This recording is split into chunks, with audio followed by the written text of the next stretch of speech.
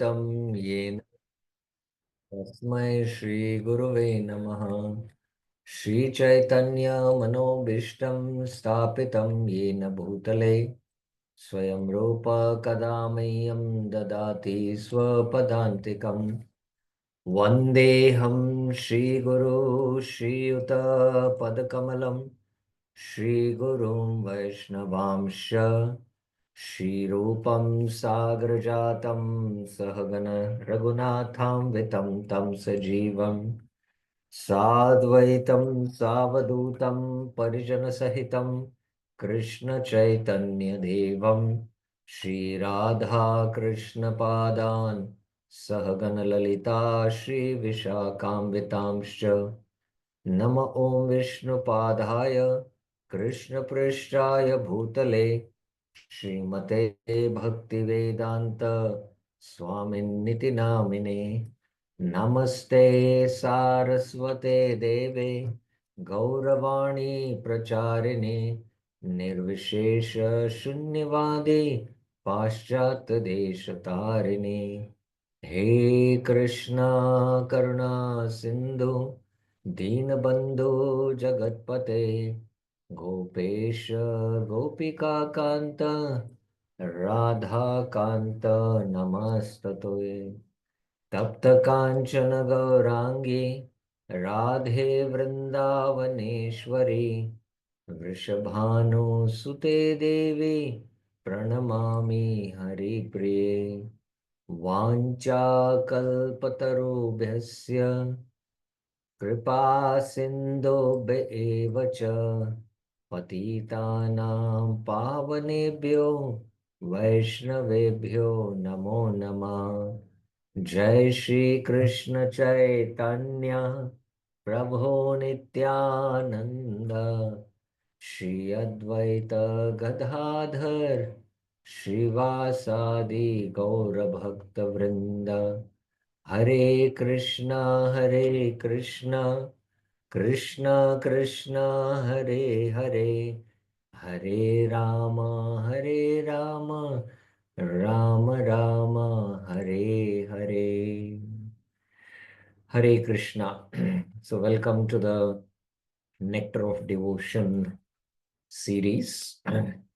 We have up till now discussed, first of all, the introduction to Nectar of Devotion, and then we did the overview of Nectar of Devotion from various angles, and then we had the preface discussion in 2 classes, and the first text in 4 classes.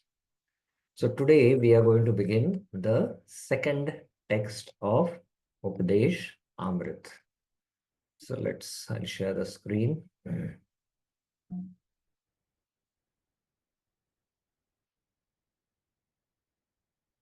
Text 2.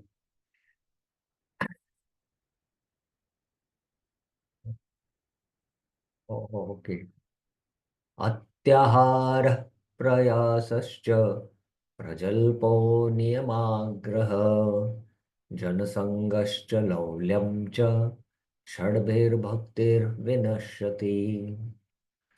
अत्याहार प्रयासश्च प्रजल्पो नियमाग्रह जनसंगश्च लौल्यं च षड्भिर्भक्तिर्विनश्यति।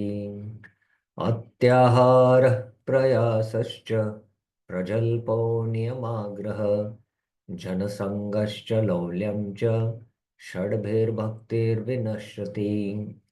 अति आहार over eating और too much collecting, प्रयास over endeavouring, च and प्रजल्प idle talk, नियम rules and regulations, आग्रह टू मच अटैचमेंट टू, और अग्रह too much neglect of, janasanga associating with worldly minded persons, ch and laulyam ardent loving or greed longing, sorry, should be by these six bhakti vinashyati is destroyed. Vishesh rupena nashyati is vinashyati. That means bhakti is 100% destroyed if you engage in all these six things, or any one of them also, in fact. So let's go to the translation. Once devotional service is spoiled when one becomes too much, too entangled in the following six activities: eating more than necessary or collecting more funds than required. Atyahara, over-endeavoring for mundane things that are very difficult to obtain. Prayas, Prabhupada in the word-to-word meaning gives quite over-endeavoring, but in the translation he goes on to explaining more detail the meaning. Over-endeavoring from mundane things that are very difficult to obtain. Then talking unnecessarily about mundane subject matters, prajalpa. Practicing the scriptural rules and regulations only for the sake of following them and not for the sake of spiritual advancement. So just making an external show without following the true principle to make advancement. And rejecting the rules and regulations of the scriptures and working independently or whimsically, niyamagraha. Associating with worldly minded persons who are not interested in Krishna consciousness, janasangascha, and being greedy for mundane achievements, lawlya. So these are the six things which spoil vinashati. Shadabira bhaktir vinashati. Now again, let us come to Bhaktivinoda Thakur's analysis of what each of the verses of Deshamrit deal with. As I had mentioned, the first verse, Vacho Vegam Manasa Krodha Vegam, is Tridandi Swamir Lakshan or Atma Sanyami Madhyam Adhikari ke Lakshan, self-control Madhyam Adhikari symptoms. So Madhyam Adhikari is able to control the Vegas. And then when he enters into the practice of devotion, just like Sharanagati is the entry to practice pure devotion, then there is Anukulesya Sankalpa, Pratikulesya Varjanam. So the Madhyamadhikari, now again here you can see the entire instructions of Rupa Goswami begin for Madhyamadhikari. And as long as you're a Kanishta, you're stuck in spiritual life. So that is why we have to study Prabhupada books very, very carefully, very, very systematically, understand the Bhakti literatures, Bhakti Shastra, because the definition of Shraddha is Shastraratta Vishwas, having deep faith in the meaning of the scriptures and having understood it, applying the scriptures in one's life. So that's when advancement will begin. That's when you'll get the adhikar to practice Shuddha Bhakti. So this is the Madhyam Adhikari's external dealings and Bhakti rules. So just like in Sharanagati, there is Anukulyasya Sankalpa, Pratikulyasya Varjanam. So similarly, Bhakti Pratikul Shadgun and Bhaktir Anukul Shadgun. And Shad with Pritir Lakshanam. How loving exchanges. This is only a Madhyamadhikari again. It's only a Madhyamadhikari who has prema for the Lord, and that's why that prema manifests in, prema maitri, friendship with equals, kripa to the innocent, upeksha is neglect to the envious. So that's all the manifestation of prema. So that's the Madhyamadhikari's external dealings and bhakti rules, text 2, 3, and 4. Okay. So I hope you got what text 2 deals with. What are the pratikul, bhakti pratikul shadagun? And this is very, very important.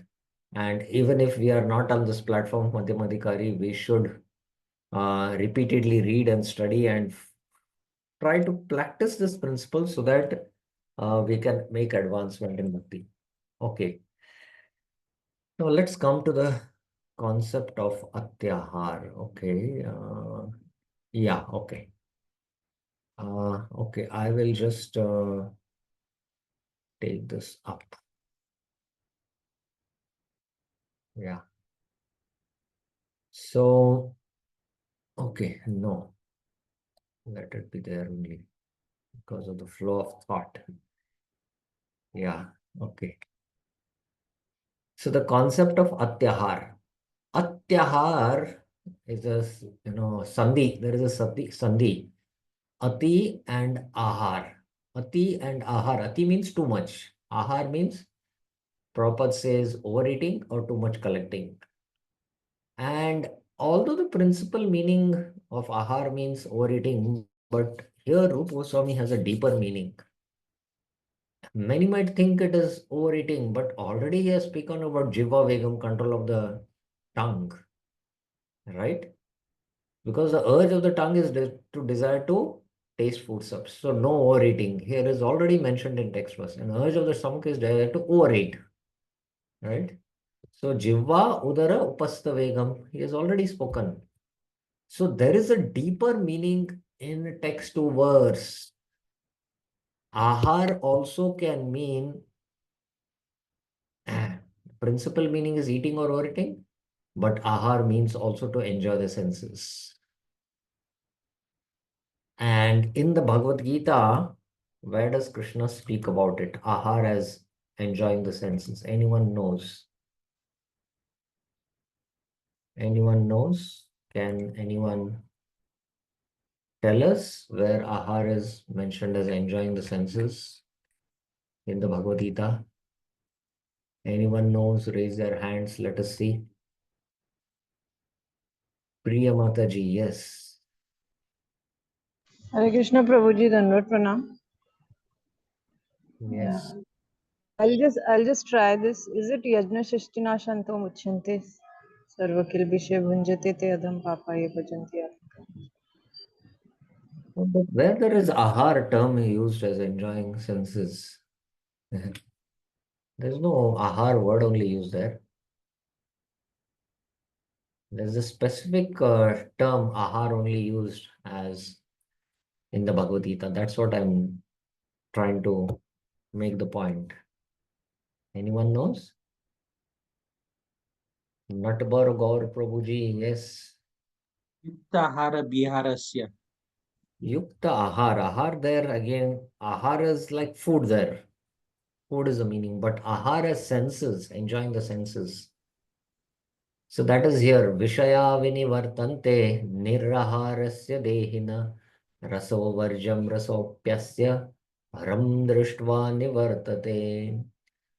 Vishaya of the object of sense enjoyment. Vi ni vartante. Refrain from nirahar. You don't give the ahar to the sense objects. You don't give, ahar.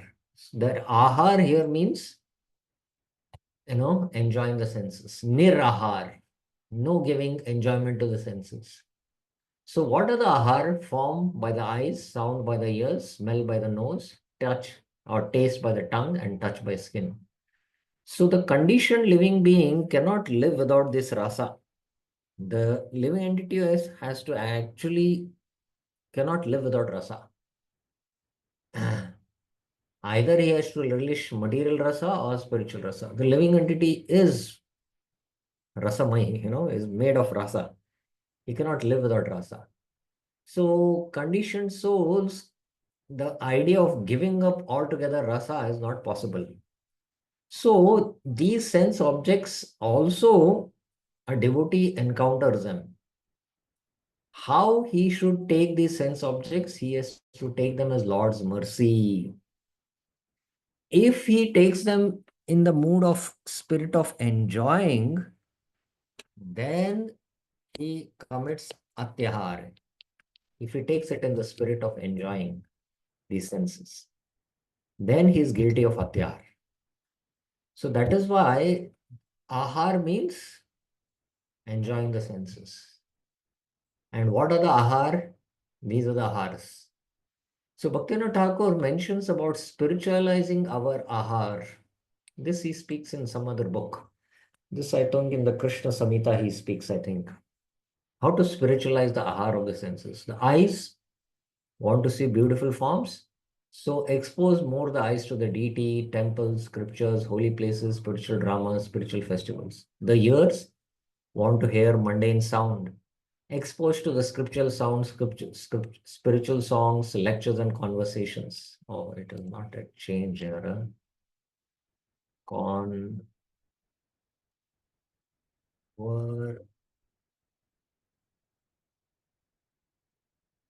Conversations. Yeah. Conversations. Nose wants to smell, so give tulsi, flowers, sandalwood, fragrant items offered to the Lord. Remember, it should be offered to the Lord. Tongue, kirtan and prasad. Touch, air of the holy places. Pure water, body of a Vaishnava. Soft bed offered to the Lord. Association of a chaste woman for propagation of God-centered family. And times, apart from these five sense objects, he gives times also, Ekadasi and festivals. Places, Vrindavan, Navdeep, Mayapur, Naimisharanya. So this is how we need to spiritualize the ahar. Now, what is the root cause of atyahar? Now, in the constitutional state, the soul has prema for the Lord. That is the natural state of the living being. And to be situated in loving devotional service to the Lord in either Shant, Dasya, Sakya, Vatsalya, or Madhurya. But when he comes in this material world, that love turns into lust. And that lust is the longing of the conditioned heart. And that heart here, I mean the soul, is feeling vacuum or emptiness because of not directing that love to the Supreme Lord.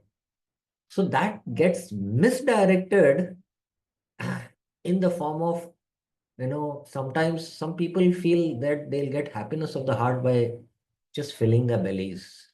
So by overeating. So overeating or collecting food grains is also the right meaning what Prabhupada is mentioning, filling the belly. Some people don't just take happiness in eating food and they feel satisfaction in the heart. But the soul doesn't get satisfied because the soul needs pure love for Krishna. Yen atma suprasidati. And sometimes over collecting by filling the house with so many things, they think that they'll become happy. Once, one of my neighbor, when I was in my school, he's a very big industrialist. And one day morning, I was just about to go to school. He called me, come to my house. And inside in his house, he showed me, the veranda room. Please don't type anything. If you have any question, please raise your hands. That is one of the etiquettes we'll have to follow. Otherwise, it will distract the discussion what is happening. If you have any questions, please raise your hand. So, what I was saying, yeah, so he took me to his house and his, first room where we entered, there was a huge rack of shoes and he had a collection of 500 shoes. Crazy, something which is really crazy, over collecting, filling the house, you'll feel satisfied in the heart. No. Sometimes people fill their head with many, many degrees, 10 PhDs, 12 PhDs. So all this is, the root causes because of the emptiness in the heart. And that gets misdirected by filling the house, filling the belly, or filling the head.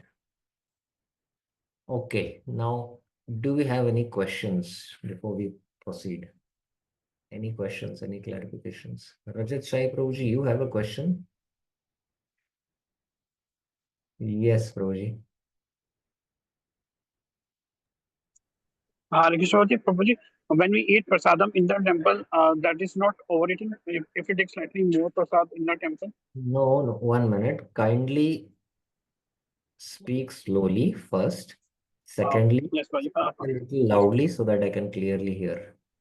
Hare Krishna, Prabhuji. Prabhuji, when we go to the temple and when we have prasadam, when we take slightly more prasadam, that is okay. When we take more prasadam, then we already discussed in the Vacho Vegam. When one overeats, then he comes under the control of the tongue. Among all the six rasas, if one rasa he gets agitated and he, eats, then he is under the control of the tongue. So there only Even we in say. the yes, even in the But prasadam also. Even in the prasadam also. Even the prasadam is tasty. yes, yes, during the prasadam also. Okay. It is Thank always you. recommended that when you come in Krishna consciousness, you can eat prasadam to fill up till the neck. But over a period of time, we should understand that as long as we are under the control of the Vegas, we cannot make advancement. That's the point. Thank you, Paji. Next time I will take control on this. Not so easy. Try it out. It's not at all easy. Yes, Paji. Actually, prasadam is my business, so actually that's why I was especially want to ask prasadam, temple prasadam. Oh, okay. Fine. Okay. So yeah, we'll continue. So now let's come now to the verse. We discussed the connection of the second verse. Then we discussed the meaning of ahar, atyahar. There are the shad doshas which are mentioned: atyahara, prayasa, prajalpa, niyamagraha, janasanga, and laulyam. So Rupa Goswami begins with atyahar, and any of these six or all six can destroy one's devotion. Shadbir bhaktir vinashati. Generally, the root is atyahar, the desire to overcollect, and because you have this desire to overcollect, you have to over endeavor, prayas.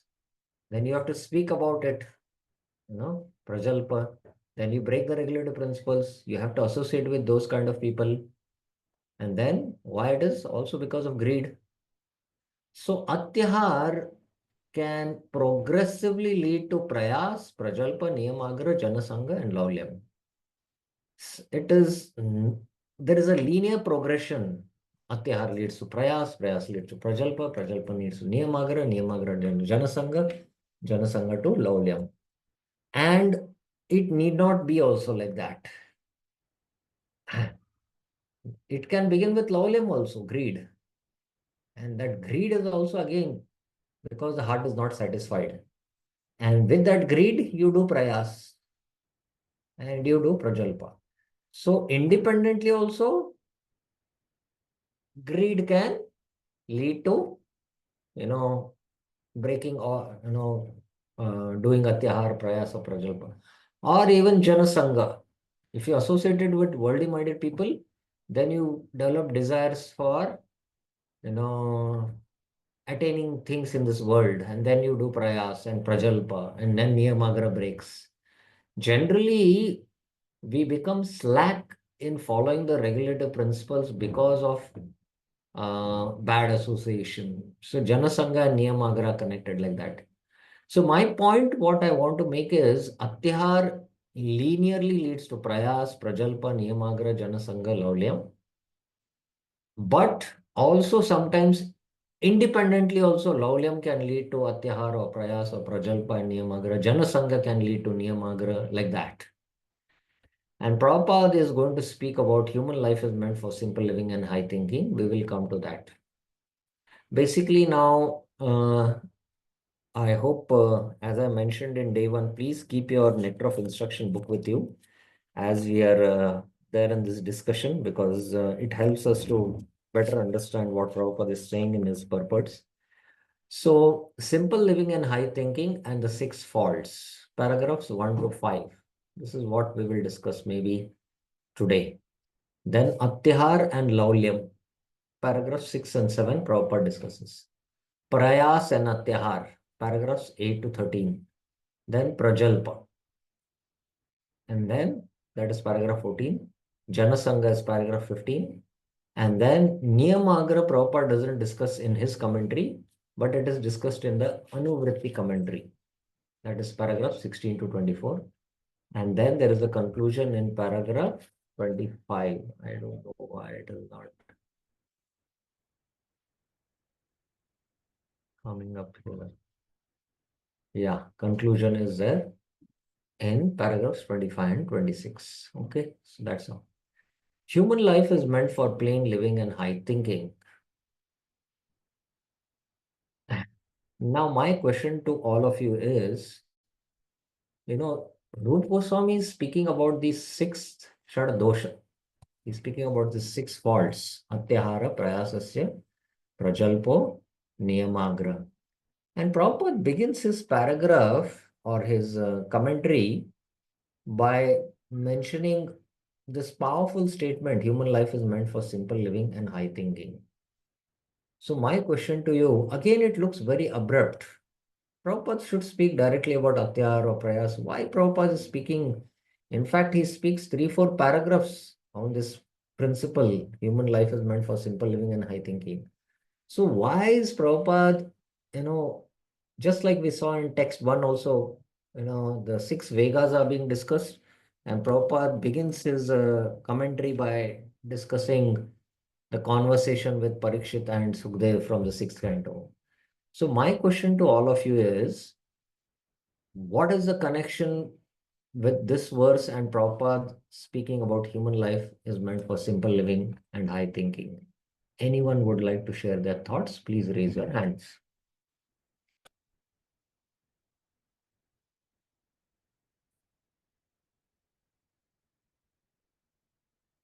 Anyone? Jitendra Khatri Prabhuji, yes. Hare Krishna Prabhuji. I think this statement is a conclusion of all these 6 avoidable factors. If we are going to avoid this, then it is the ultimate output, what we should observe or what we should follow. If we are doing avoiding atyahar, that means we are going to live simple. That's what I believe. Okay, that's a good guess I can say. So let us read and go through and then we'll discuss. Okay.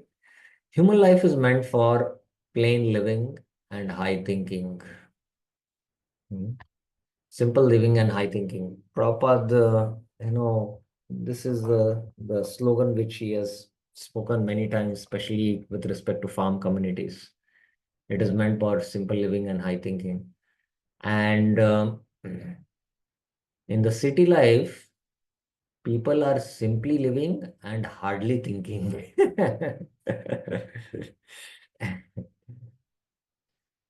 What? People in the city life are what? Simply living and hardly thinking. So, simple living, plain living means living on the land, agrarian life. That is simple living. And high thinking means, only when you're in a agrarian setup, that is a, farm community, then you have time to study Shastras and deliberate Shastras because you're living in the mode of goodness. So high thinking means studying Bhakti Shastri, Bhakti Vaibhav, Bhakti Sarvabhauma. That is high thinking. And you will be surprised, in ISKCON Belgaum, we have our farm in Gokuldham. And many years back, during the rainy season in the Chaturmas, we were studying Bhagavad Gita, all brahmacharis together. We were studying the Bhagavad Gita every day from morning to evening because it was whole day raining. So we had no other business. And I was staying there for a month in this rainy season. And we just had to go out to answer nature call, or, we had to go for taking hot prasadam. So the body demands were also quite less, and we could live and we could, reduce the bodily activities and increase the activities of the soul. So one villager, old villager, came to our farm to see, and I was sitting in the ashram, in the huts, and studying Bhagavad Gita. And immediately he commented, Swamiji, क्या आत्मचिंतन कर रहे हैं आप? What deliberation on the self you're doing, studying the scriptures. So even a simple villager understands that, spiritual books are meant for self-realization. He's not at all educated. He doesn't have any degrees. So simple living means living in a farm community, and high thinking means studying Bhagavad Gita, Bhagavatam, Chaitanya Charitamrita. And city people don't have time for studying this. Since all conditioned living beings are under the control of the Lord's third energy, this material world is designed so that one is obliged to work. Just a minute.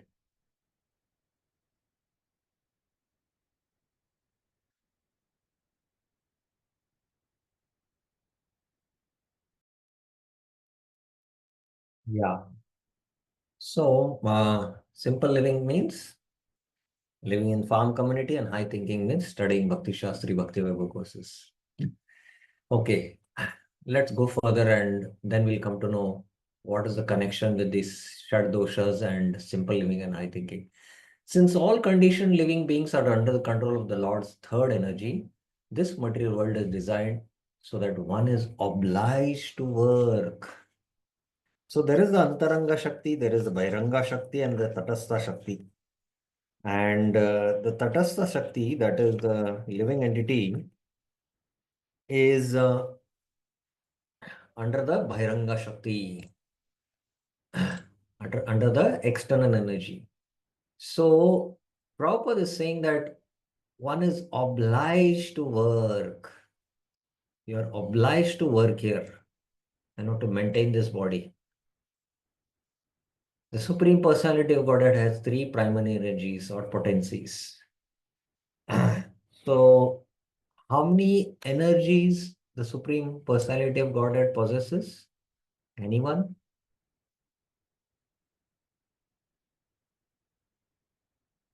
Anyone raise your hand? Yes, Priya Mataji.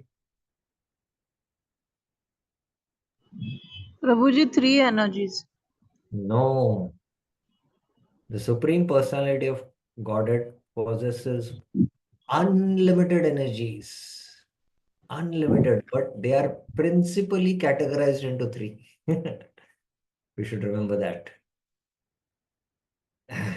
Principally, they are categorized into three. The first is called Antaranga Shakti, the internal potency. The second is called Tatastha Shakti, the marginal potency. The third is called Bhairanga Shakti, the external potency.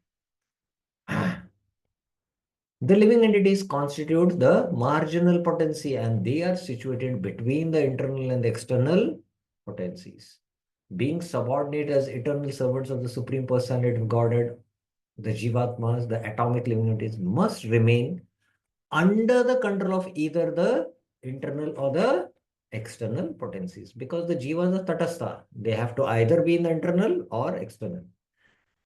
When they are under the control of the internal potency, they display their natural constitutional activity, namely constant engagement in the devotional service of the Lord.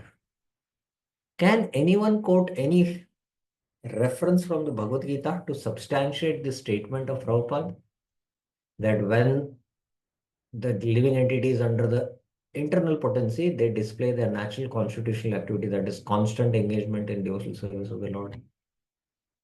Anyone can quote any verse from the Bhagavad Gita to substantiate the statement of Prabhupada? Anyone? Please try. Which verse of the Bhagavad Gita is Prabhupada referring to? Please also note down in your notebooks when we are discussing this. Yes, Priya Mataji.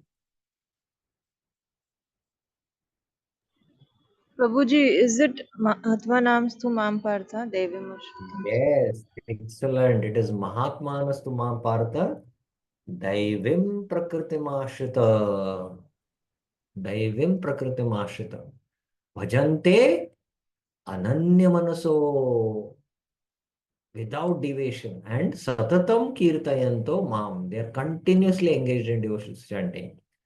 So, how do we know whether we are, uh, uh, under the internal potency or the external potency? It's very simple. If we are under the internal potency, we are constantly engaged in devotional service 24 hours a day. But if we are engaged for some time and then engaged in, coming under the influence of boards, that means while we are in the Bhagavad Gita class, Bhagavatam class chanting, we are under the shelter of the internal potency. But we have not completely surrendered. So that's why we are completely not under the shelter of internal potency. But all these activities, like hearing Gita, Bhagavatam, chanting the holy names, devotional service activities like Archanam, all these, they all belong to the internal potency. So that's why when we are doing all these activities, we feel quite different. But again, when we come out of the temple, the external potency, tightly catches us and we get influenced. So the Jivatma, in one sense, when he is not in Krishna consciousness, he is completely under the grip of the external potency. But when he comes in touch with Krishna consciousness, he's swinging from the external potency to the internal potency. Then from internal potency, he goes back into the external potency. Like that, he's swinging until, slowly, he takes completely shelter of the internal potency. So I hope you are understanding this point. Now, Prabhupada is quoting the same. This is stated in the Bhagavad Gita. Mahatmanas tumam partha daivim prakriti mashrita bhajanti ananya manaso bhatva bhutadim. O son of Partha, Pritha, sorry, those who are not deluded, the great souls are under the protection of the divine nature. Daivim prakriti mashrita. That means you are not deluded by the modes. So as long as we have the influence of the modes on our mind, that means we are under the influence of the external potency. They are fully engaged in devotional service because they know me as a supreme personality Godhead, original and inexhaustible. Bhutadim Avyayam. So, Lord Krishna has three principal energies. The Antaranga Shakti, and within the Antaranga Shakti, there are unlimited potencies, which he has the Icha Shakti, the Kriya Shakti, the Kripa Shakti, and the Sankalpa Shakti. There are so many. Within the Bhairanga Shakti is, the three modes, and there are so many other. The Avidya Shakti, the Vidya Shakti. So unlimited energies are there. The Jiva Shakti is one, the Jivas, who are the Vibhinnamsha of the Lord. So, Lord Krishna has three principal energies, Antaranga, Bhairanga, and Tatastha. And Antaranga means Daivim Prakriti Mashrita. That means they are under the shelter of Radharani or Lakshmi Devi. They are the Mahatmas, the constant engaged in devotion service. And there are the Bhairanga, those jivas are under the Mahamaya Devi. They are Duratmas. They are engaged in sense gratification. It will come up in Prabhupada's purport. Now the jiva is here. Now our goal is that we are in the Bhairanga Shakti. We have to go to the Antaranga Shakti. And please remember, Prabhupada's statement began from human life is meant for simple living and high thinking. So by leading a life of simple living and high thinking, we can easily cross from the Bhairanga Shakti and come under the Antaranga Shakti. Simple living and high thinking helps us to become free from these six doshas and easily come under the shelter of the Antaranga Shakti. And that is why Prabhupada begins his purport by this very profound statement. Human life is meant for simple living and high thinking. I hope you are clear now. Okay. Now in the next paragraph, the word Mahatma refers to those who are broad-minded, not cripple-minded. Prabhupada now is explaining that verse. Cripple-minded persons always engaged in satisfying their senses sometimes expand their activities in order to do good for others through some ism like nationalism, humanitarianism, or altruism. They may reject personal sense gratification for the sense gratification of others, like the members of their family, community, or society, either national or international. Actually, all these activities are extended sense gratification from personal to communal to social. There is nothing spiritual in it. Please remember, he might sacrifice his own interest for working for the interest of the society, but it is just extended sense gratification. These activities may all be very good from the material point of view, but they have no spiritual value. The basis of such activities is sense gratification, either personal or extended. Only when a person gratifies the senses of the Supreme Lord can he be called a Mahatma or a broad-minded person. So this is the definition of bhakti. Sarvapadi vinirmuktam tat paratvena nirbalam rishikena rishikesha sevanam bhaktir uchyate. We are gratifying our senses. Bhakti definition is very simple. Just to gratify the senses of the Lord. What pleases the Lords? And the Lord has told what pleases him. If you do that, then it is bhakti. And what I do for pleasing my senses is sense gratification. That's it. Okay, next paragraph. In the above quoted verse from Bhagavad Gita, the words Daivim Prakritim refer to the control of the internal potency or pleasure potency of the Supreme Personality of Godhead. That is called as the Ladini Shakti. This pleasure potency is manifested as Srimati Radharani or her expansion Lakshmi, the goddess of fortune. When the individual Jiva souls are under the control of the internal energy, their only engagement is the satisfaction of Krishna or Vishnu. Anyabhilashita shunyam jnana karmadhyanavrtam anukulena krishnanushilanam bhakti ruttama. So this is constant engagement, uh, you know, in service of Krishna. This is the position of Mahatma. If one is not a Mahatma, he is a Duratma or a crippled-minded person. Such mentally crippled Duratmas are put under the control of the Lord's external potency or Mahamaya. So if you are continuously engaged in the service of the Lord, then you are a Mahatma. But not, then you are Duratma. And we are in between sometimes, you can say. Okay, I'll read this paragraph and then take up questions. Indeed, all living entities within the material world are under the control of Mahamaya, whose business is to subject them to the influence of threefold miseries. Adi Daivika Klesh, sufferings caused by demigods such as droughts, earthquakes, and storms. Adi Bhautika Klesh, sufferings caused by other living entities like insects and or enemies. And Adhyatmika Klesh, sufferings caused by one's own body and mind, such as physical and mental infirmities. So these are the three kleshas which Mahamaya inflicts. Daiva Bhutatma Hetava, the conditioned soul subjected to three miseries by the control of the external energy suffer various difficulties. In the kingdom of Yudhishthira Maharaj, they were completely free from the threefold miseries. That was the rule of Yudhishthira Maharaj.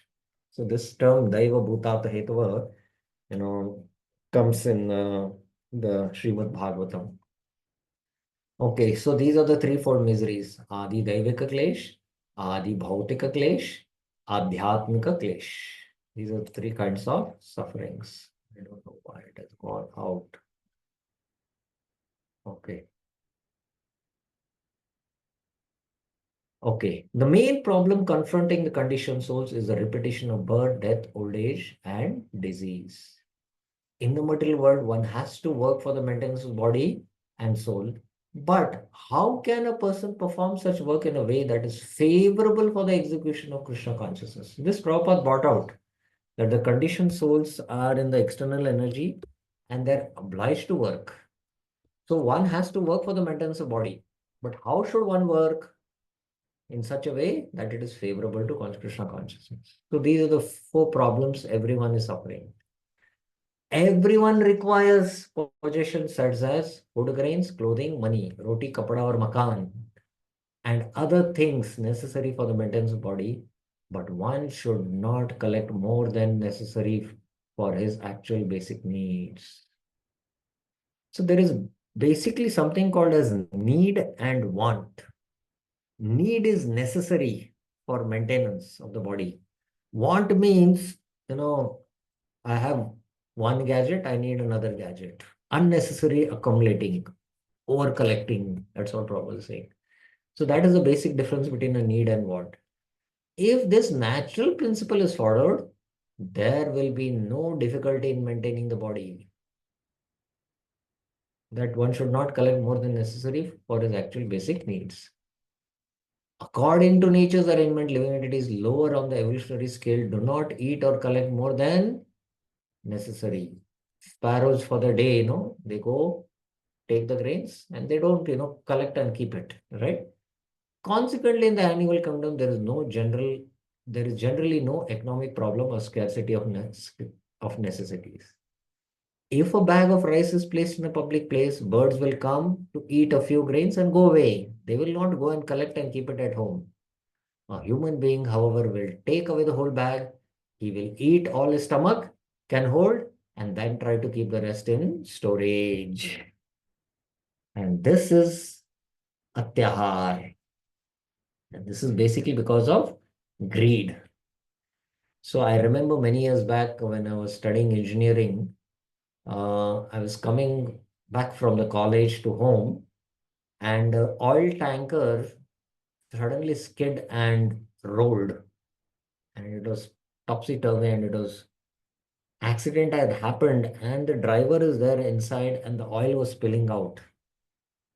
And practically, instead of going and saving the driver, looking at what condition, people, this oil which had spilled, first of all, some were wearing leather, these villagers, they wear these leather, huge thick slippers. They were, dipping their leather this in this oil, and they started collecting the oil. My goodness. So this is how, human being is, in the zoo, na? And there is, I don't know which country it is. It is mentioned, as you visit one after another species, na? This is the most dangerous species you are going to encounter now. The next, in this, and there's a human. So human being is such a dangerous species on the planet Earth. In fact, the entire ecosystem is being disrupted only because of humans on Earth, because of what not they do, whole pollution problem, everything you see, none of the animals are, spoiling the ecosystem. They live in harmony with the ecosystem. So all this is because of atyar. According to scriptures, this collecting of more than necessary atyar is prohibited. Now the entire world is suffering because of it. So then the whole world, this deep-rooted problem of atyahar is there. Nobody seems to be satisfied with whatever he's, there. Somebody is in particular position and he's taken, his livelihood is taken care. He wants to grow up, and there is no limit to it. Because the root cause is atyahar. That satisfaction of the heart, emptiness of the heart is misdirected by, expanding into bigger and bigger house, bigger and bigger factory, increasing the number of cars. I had gone to meet one donor, prospective donor. One of my friend devotee had taken me, and in his house there were only 100 Mercedes-Benz cars. You can imagine. So the whole world is suffering, Prabhupada is saying. And this statement, again, you have to mark it. It's not an exaggeration. This statement is true.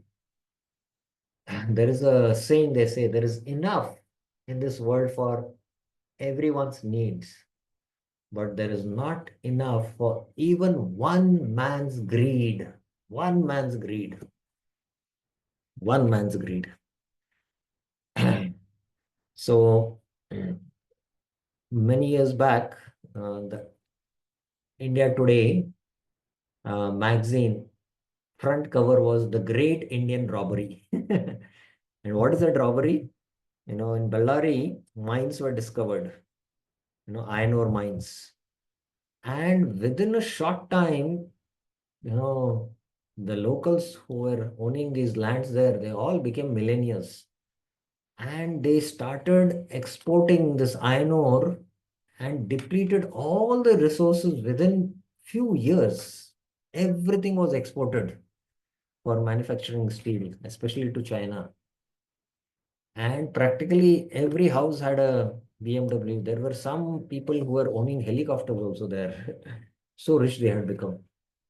Just because of this greed, they had completely exhausted all the natural resources. Now, there's no more iron ore there. Everything is being exhausted.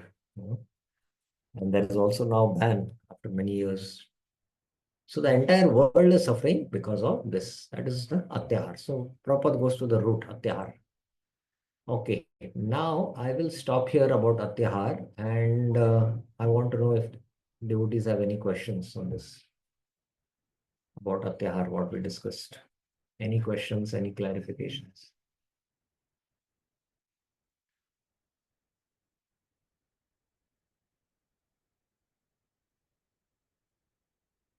One question, Chakra Rama Prabhuji. Yes,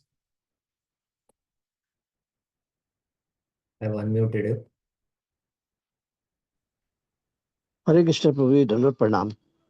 In third paragraph, it is written control of the internal potency. Third paragraph.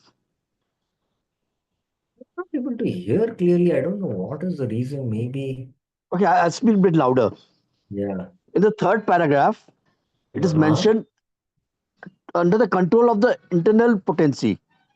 Control Yes. of the internal potency. Okay. Control of the internal potency. When internal potency can control, then we don't have to put effort. Then internal potency can control us. Things will become easier for us. Third paragraph. Third, Paragraph yes. 3. Paragraph 3. Yes. It is written control of the internal potency. Oh, okay. 1 minute. Okay, I'm sharing the screen now. You have mentioned in the above quoted verse from the Bhagavad Gita, word Yes, Daivi yes, Prakriti yes. refers to the internal Control of the potency of internal every. potency. So, what is your question? No, if internal potency is controlling, if internal potency can control, then our efforts is not required. Then the things will be easier. Yeah, Just once we have you to are under subject ourselves. once you are under the control of the internal potency will, take charge. That's the meaning. Okay, Simple, if you are going in a boat and the waves are in a particular direction, the waves will direct the boat to that direction, right?